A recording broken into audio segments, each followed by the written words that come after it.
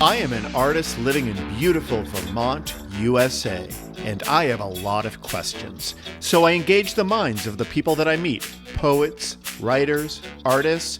I explore what's inside and share it with you. My name is Ricky McGeckran, and I am eager to know. Hey everyone, welcome to Eager to Know, and I am excited to introduce my guest who is from California but lives in Dummerston, Vermont, Simon Miller. Simon, welcome to Eager to Know. Thank you for having me here, sir. I'm eager to be here. All right. So we met in the most random way. I am actively looking for a space for my next art show, and I guess you were moving out of your salon in Brattleboro, and I went in to look at it as potentially a space for a show.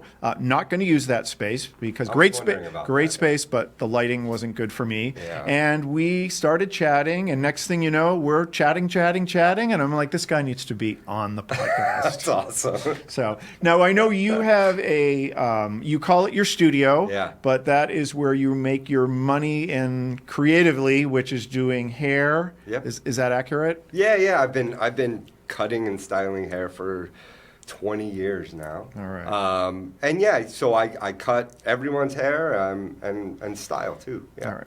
Now, when did you get interested in hair and you went to beauty school? When does that happen? How does that happen? Was that a passion? Was that like, I don't know what else to do, I'm going to do that? I never thought I was going to do hair. I didn't grow up playing with hair. Okay. My mother actually went to a beauty college when I was in high school. Mm-hmm. And I used to skateboard to that beauty college, and when she was going there and have girls like braid my hair and stuff. Okay. And so when I went to beauty school at 19, it was with the same teachers that had taught her, which was pretty cool. Okay. And it was on her suggestion. We're really similar. And so I started doing hair then, and it was pretty much, I think it was the first month when I was in school, this artist came named Kelly Cardenas, and he came to give a presentation. And he walked in and he looked like someone from The Matrix. He was dressed in black and he was cool. And right then I was like, I fell in love with education and being in front of people and presenting. So that was that bug bit me then. And so throughout my career, I always had this handle on education, teaching people, inspiring, sharing information, all of that. The second half of my career, I went to salons and I taught inspirational classes, foundational cutting, things like that. I took that globally, so I was with this amazing team, a company called KMS, and I traveled to different countries and I taught classes and did videos and all these things and shared inspiration with hairdressers.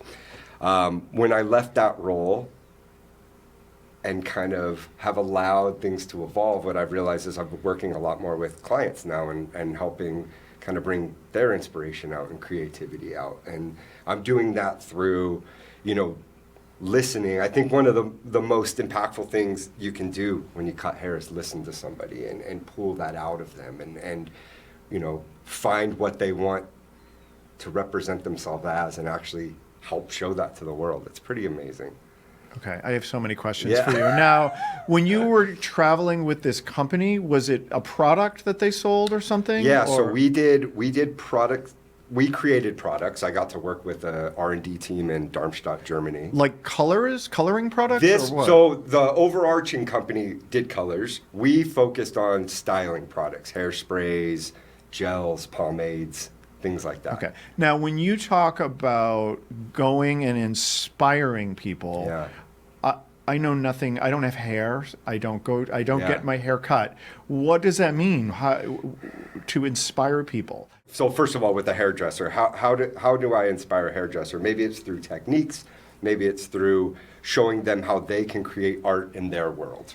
When I have a client in my chair, how do I inspire them? It's listening to them. It's showing them. It's so hard to explain. I find that just creating a really open atmosphere is enough to push people into this really amazing place. I shot a pilot for a TV show, a few episodes called In the Chair with Simon Miller.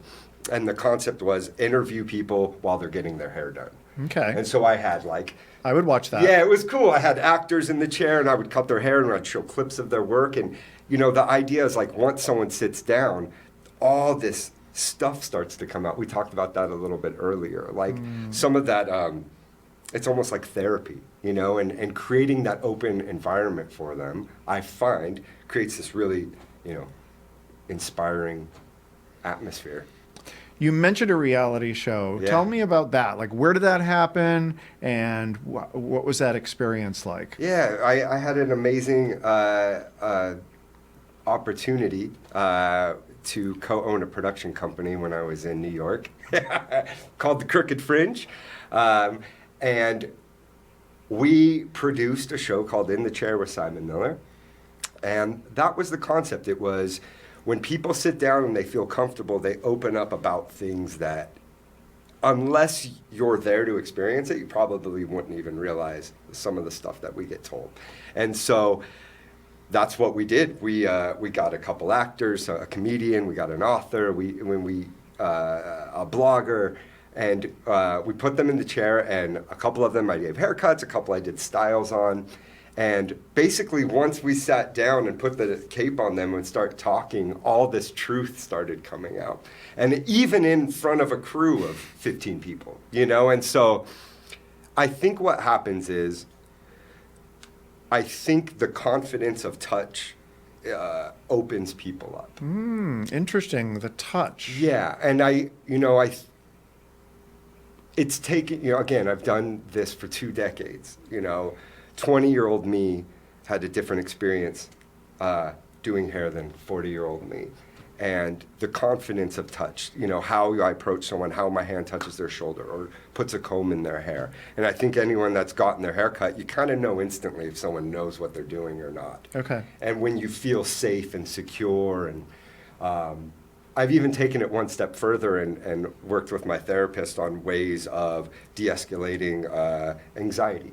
So a lot of times if someone sits down and they're feeling anxious of a space, I'll turn the chair around and let them explore the space and notice that it's a safe room. And once I can drop the walls, then the honesty starts coming out. I'll give you a really quick, you know, and this is, I tell stylists this, if you sit down in my chair and I say, tell me about your hair, and someone will say, well, I'm growing my hair out.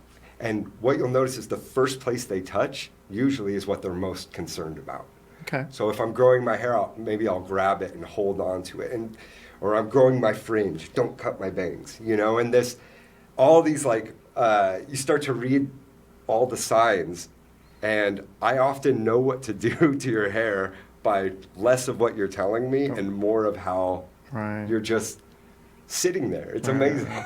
It sounds like you probably have learned a lot about people in general. I mean, obviously, in 20 years, just living life, regardless of what you do, you're going to learn about the world and people. But I feel like this was an opportunity for you to see individuals, almost like a therapist, in a unique way that teaches you about humans. Absolutely. And traveling internationally took that to a new level for me because, you know, I had an experience in, I think it was Singapore. I was doing hair in front of 2,000 people, and I had a microphone on, and you're telling a story, and so you're like demoing a product. Oh or yeah. something. So imagine on stage for 3 hours, I have 6 models, and I have hundreds of hairdressers watching, and so there's this like. It's part fun. I have my buddy Adam traveled with me a lot. We had a DJ on stage. I mean, I did a stage in Stockholm that Skrillex played the night before, and I had 500 people. I mean, it's just crazy. But doing that, like, you realize we all spoke the same language of hair, of creativity, and I was able to get my point across to these people without even having to speak the same language. Mm-hmm. And so that taught me how to speak, you know, almost like from my heart, and I've taken that, and now I feel like I can connect with just such a broad spectrum of people now. It's unbelievable. So when you kind of removed the voice and it became more about the artistic connection that was sort of a new way for you to connect with people moving forward? Yeah, I was doing this show in Hong Kong, and there was a Japanese artist there who didn't speak a word of English. I didn't speak a word of Japanese, and he was a barber, and he was doing a fade with clippers on the back of the head while I was cutting the front of this model. And so we were doing this big pompadour, and we were working together. We never shared one word together, and it was all just from nods and smiles. And we did the coolest haircut on this guy. If someone had told you that you would be able to effectively work with someone without being able to speak the same language before you experienced that, what would you have thought? I would have thought they were out of their mind, because it doesn't make sense, like what playing field are we on? Right. And then you realize, oh, the love of this thing, whatever it is. Right. I think that's the same with musicians and everybody, and it's so special to kind of find your kindred people and get to work, from that. Yeah. It's interesting. I have something that's unrelated to creativity, but I dated someone who was from Brazil. And he took me to spend a week with his family in Brazil and stay at that home with him. And his mom, his dad, and his brother did not speak a word of English.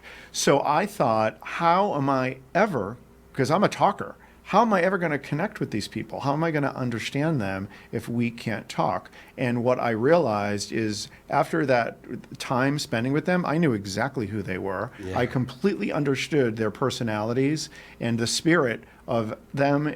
We didn't speak any words. Yeah. And it was really shocking to me that a lot of what we communicate to each other and how we get to know each other has, obviously words are a big part of it, but a lot of it is nonverbal and it's non-language. Yeah. Going back into hair, what is hair? Do we wear it as a way to hide, or are we wearing it as a way of celebration? And neither one's right or wrong. It's how do you want to show yourself to the world? Do you want to be subdued? Do you want to be outgoing? And all these things start to dictate how to present to people, and it's all nonverbal. If I want to open a face up, if I want somebody, I'll watch somebody walk into a room, a new client, and notice how they hold themselves. Are they open? Are they shut in? And I can add face framing with layers to either open a face or close a face. If someone feels like they have a wide neck, I can do haircutting techniques that slim a neck or open. And so you think of all these things, and it's like, I hate when people say, well, it's just hair. Well, no, it's not just hair. It's a defining thing for us. Even if it's nothing, it's a defining thing. This is a way we show up. And I think there's so much strength with it that, I could go on and on about that. Of course. Of course. I'm sure you could. Yeah. No, it's very interesting. This conversation reminds me a lot of conversations that I've had with tattoo artists. Oh, yeah. Where it's about, it's an intimate relationship that you have with something. Of course, with tattoo, it's more permanent. But also, it reminds me of a conversation that I had with a jewelry maker recently. And he talked about how jewelry is a way of sort of telling the world who you are. And so what you were just saying about some of what you just said reminded me of that. Let's talk about some of your other creative outlets. And I know that you're into other creative things besides just hair. Yeah. And also, you're a big self-taught guy. Yeah. It's funny because I'm so into education within hairdressing. I myself am very self-taught in many ways. 20 years in the industry, I've learned some amazing mentors. Mm-hmm. In my other mediums, guitar, I paint, I do fabric art. I'm 100% self-taught and all that. So I don't know if I'm that good, but it doesn't matter. For me, I think that the challenge with hair being an art form is, at the end of the day, I still have to make you happy. Mm-hmm. So canvases, yarn, my guitar, it allows me to mess up. And I think that sometimes if our creative output is a service, we have to be careful that we're not limiting ourselves to explore. So I find that like when I need to break out of a funk or a writer's block, you know, I'll buy a bunch of canvases and just like mess them up on purpose. What do you use? Are you an acrylic or I like oil? acrylic. I like spray paint. And then I've been toying with like collaging. I bought a bunch of old National Geographic books and I've just been cutting up pictures and adding those. And, Nice. what I've been really into is really thick. Is it gesso or gesso? I think it's gesso. Really thick gesso and doing like layer on layer and layer of texture on white. And I've actually, it's funny because a lot of my paintings and punch, I do a punch needling technique. A lot of it kind of has a nod to hairdressing, and I think, Of course, it's going to come out. yeah. So even in that the gesso, it's like I have these. I actually use hairdressing combs and create really cool lines. And Now, what do you do with your the with all the stuff, all the stuff? What do you do with it? it's hidden in my house. Right. Okay. It's So so this is one of the drawbacks of creating, because I'm an artist, I'm a painter. Yeah. Is as you're learning, as you're doing, you generate all of this stuff. And I mentioned before we started recording that I'm taking piano lessons. Yep. And one of the things about piano, there's so many things that I appreciate, but one of the things I love about it is I can practice, and I walk away and there's nothing left. It just goes into the ether. And I think it's just so great. With hairdressing too, I sweep it and then I'm done. Because if I'm working and learning new things, Yeah. I generate all of this stuff, and it kind of weighs you down. Because is it good? Is it not good? What do I do with it? Yeah. At least for me. I mean, I get weighed down by it. But I've recently like got rid of 90% of my clothes. I've just like decluttered my life, but the one thing I can't declutter is my studio because I have to have one of everything, and like course. I can barely walk in it, and I love that. Now, let's talk about guitar. How long have you been doing that? And Yeah. you just self-taught? I got my first guitar when I was 13. My dad bought it for me, and I was playing that guitar today, actually. Did you ever take a lesson? Never. Never took a lesson. Yeah. Now, are you doing chords? I play all of it. Yeah. You know, it's taken a long time for me to find my sound, but it's so fun. And again, my dog's my biggest fan, so she hears me more than anyone. Oh, that's awesome. But yeah, I'm trying to get the nerve to go do an open mic in Brat. We'll see. You know. Well, we have open mic Oh, here. here too, Yeah, we yeah. have one in Saxons River at Main Street Arts, the fourth Friday of the month, and we're coming up on our third one. The first two were huge Were they cool? successes. Oh, Oh yeah, good. they were incredible. Awesome. Not only was all the performers were awesome, but they were also extremely diverse. Oh, We had cool. all different types of people. But so we can talk about I'm that. going to do it one day, I'm telling you. All right. Act surprised when you see me up there. All right, I will totally be surprised and very supportive. Yeah, awesome. But you mentioned that you were interested in taking piano. Yes. Are you like seriously thinking? Oh, yeah, or- yeah. I've already done research. I thought like, so And why piano? I was watching, remember that band from the 90s, Ben Folds 5? Yeah. So Ben Folds, I was watching a video and he was with a big orchestra and he was doing live composition and he had a whole horn section. He was composing live and he was doing it with piano and he'd walk over and hit a chord.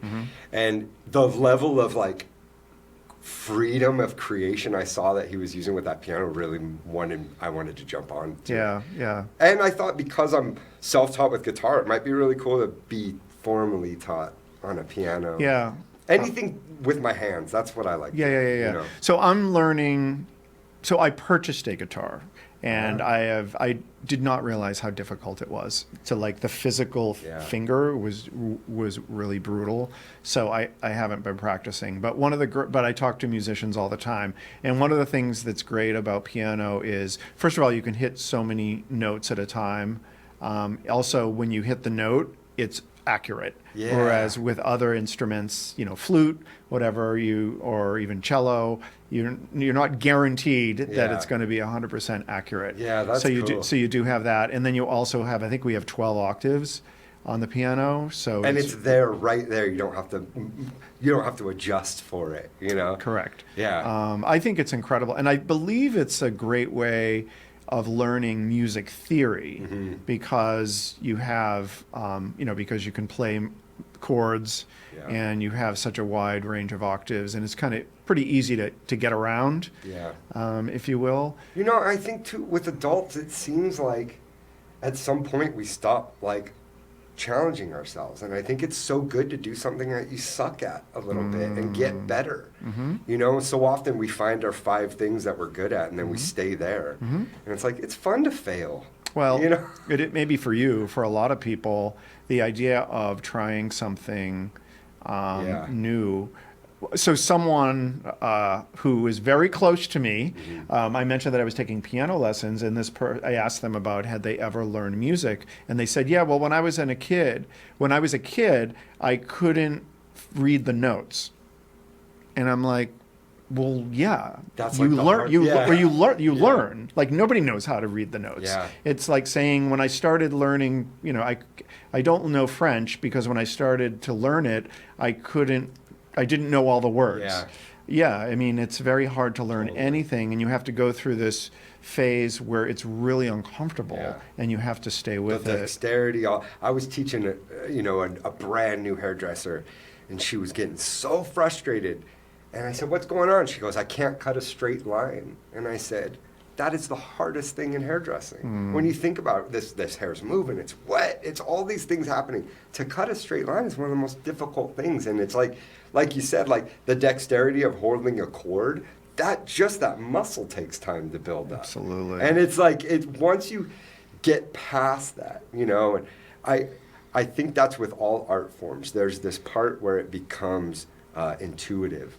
And I think we owe it to ourselves to find that if we're in love with an art form, to get to that point where you stop having to think about what you're doing and it just starts to come out. And then the creative part can come out. Yeah. Because when it becomes less about the worrying about how to do it, you can just do it. And then the creative part of you takes over. Yeah. And that's where those happy accidents happen. Yeah. That's where all that stuff, when you're present enough to allow that, you're not locked on a result. You're in the mode, and like I think that's where the most brilliant things come from. That getting to that point where it's like, it's almost like your soul or something is talking. That's what art is. When art is flowing through us, and I call myself an artist, not a hairdresser, and it's more of an aspirational thing. I think I've always thought of myself as an artist, and I think that true art is inspiring, and it's also like a language within itself. And when we're able to just like allow the creation to come out of us, there's something pretty special that happens. And it's you feel naked when you look at it, and you feel there's this vulnerability that comes with it, and also a strength at the same time. And it's pretty addicting. Simon, I know that you're from California, and you spent a lot of your time in San Francisco. Now, I have only been to San Francisco a couple of times, and it's definitely one of the most unique cities that I have ever been to. Not just the way it looks, and well, I'll tell you the thing that I thought about it the first time I ever went there, I thought someone had this great idea of finding one of the most beautiful spots in the country. And that's where they built the city. Yeah. Because even if the city wasn't there, it was absolutely beautiful. And I'd never seen a city that had such incredible views. But then also there was a spirit about San Francisco that was really unique. Now, I haven't spent a lot of time there. So what do you want to say about like living there? I mean, that's a big question. Yeah. So well, this is because of San Francisco. Okay. Like when I got there when I was 21, and it was like, I was blown away. I met the coolest hairdressers in the world. I worked with some of the most talented people ever. And what I learned there was like how to be myself and how to, San Francisco helped. That's where I started teaching. That's where I learned how to do hair. That's where I learned how to talk to people. That's where I became an adult, I feel like. I have a lot of love for that city. I think it's changed over the years. It's been a while since I've been there, but I was living in the Mission. I worked on Haight Street. I mean, it's just the vibe of that place, and I don't want to go back, but I look at my time there and I'm beyond grateful for it, you know, and it was... Those are formative years. Like you learned how to, kind of it formed how you saw the world as an adult. Sure, and I screwed up a lot. I mean, that's where I made a bunch of mistakes, and and what an amazing city to do it in. And, San Francisco is only 7 by 7 miles. And when you think about how much goes on in there, it's an addicting place. If anyone hasn't been there, I would highly recommend going there. And like you said, it's one of the most beautiful places in the world. I love it there, yeah. Good. Well, Simon, thank you so much for hanging out with me. I'm glad that we ran into each other randomly in Brattleboro, Vermont. Yeah. And if people are interested in checking out, your studio is called? My studio is called Rust Tonsorium. Tonsorium is Tonsorium. Rust is actually the last name of my best friend who passed away a couple years ago, so I named my shop after him. You can Google Rust Tonsorium. Simon Miller Hair, you can Google that, and I have some old videos on YouTube and stuff like that. But yeah, if anyone's in Guildford, come in, get a haircut. I'd love to see everyone. All right. Well, thank you so much. Thanks, Rick. My name is Ricky McGuckran, and you have been listening to Eager to Know, the podcast. If you haven't already, please go to Apple Podcasts and subscribe, rate, and review this podcast. Join me next week for another Eager to Know podcast.